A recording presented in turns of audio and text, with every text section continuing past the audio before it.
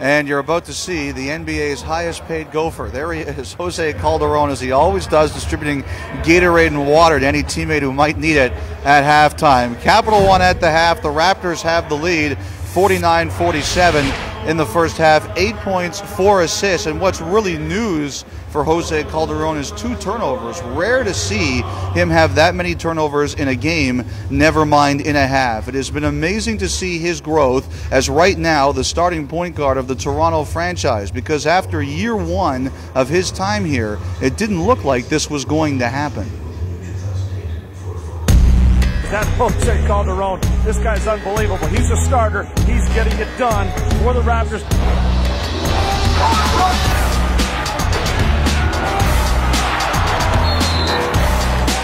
Where did you first start getting interested in basketball?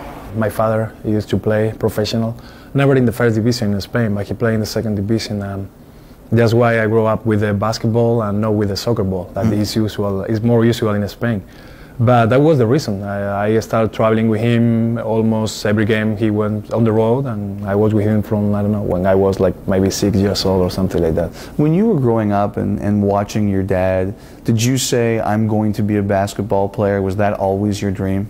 No, the truth is I just play basketball because my dad played basketball and I started to enjoy playing basketball. But when I was 7 or 8 years old, all my classmates, they go to practice soccer. So it was a tough decision because at the end what I do was practice basketball, and after when I finish the basketball I go to practice soccer too because I want to be with my classmates, you know. But basketball, yeah, I like more basketball, and I start practice every day. And with 13 years old, the Tau signed me, and I have to go like 800 kilometers from my home. How tough was it to leave? It was really tough, but it was my parents' decision. They asked everybody, doctors, if it's good for a 13 years old, go alone by myself, far from home. And they say, okay, if the kid wants to go, just let it go.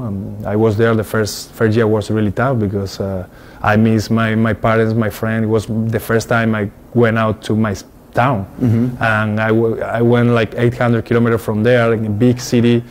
It was tough. It was tough. What was tougher, that first year when you left your family and were 800 kilometers away, or the first year you came to North America and played for the Raptors? What was harder? This can be similar because the first year here was really tough. You don't know what you're gonna find here. Like, you don't know nothing about Canada, Toronto, the Raptors, the NBA, and I don't know. Everything was really good in Spain, but I won the opportunity to play in the NBA.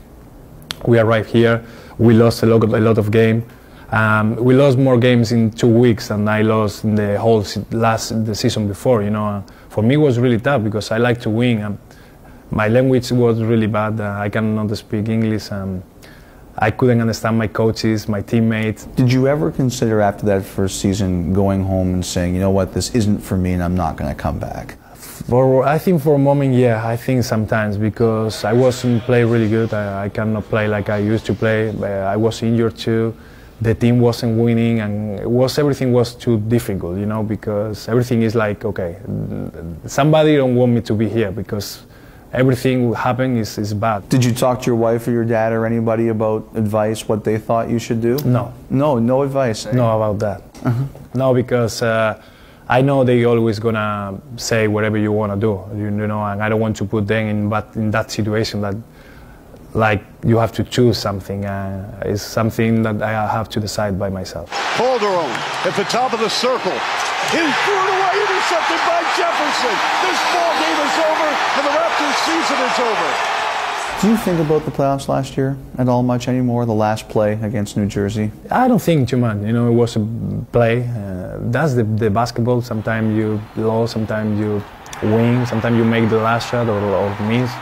But it's something like, if I can this year in the playoff, maybe we can change that and go to the next round, we go. But the thing was, I think we lost that playoff because of the first game, you know, because of that play. One question that Raptor fans want to know. They say they have one question: are you going to be here for a while? They want to know that you're going to. And Brian Colangelo was quoted the other day as saying that you're going to be here for a long time. Like I said, they know me. I love Toronto. I've been here for 3 years, and it's great. It's like my second house, second home. I like a family, but yeah, the Raptors and Brian have the last word. You know, I want to be here. I don't know what's going to happen in summer. It's no time to talk about that, but whatever they say, we're going to talk about for sure, because I'm feeling really good here. He was paid a huge compliment this week by an ESPN.com columnist who said he's the third best guard in the East behind Wade and Billups. High praise indeed.